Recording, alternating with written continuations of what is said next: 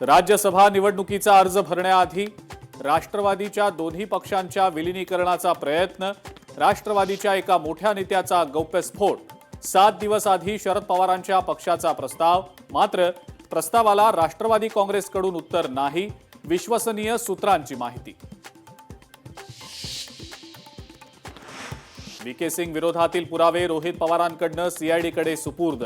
रोहित पवारांनी दिलेल्या पुराव्यांमुळे वीके सिंगच्या अडचणी वाढणार का? सीआयडी पुन्हा एकदा वीके सिंगची चौकशी करण्याची शक्यता।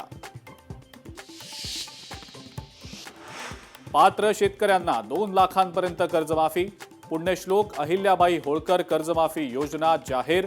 नियमित कर्जफेड करणाऱ्या शेतकऱ्यांना 50,000पर्यंत प्रोत्साहनपर मदत। मुख्यमंत्र्यांची घोषणा।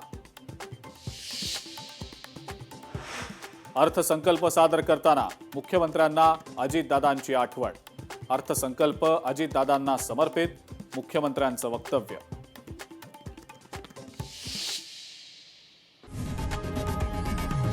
लोकशाही मराठी ऐका, पहा, जागरूक रहा।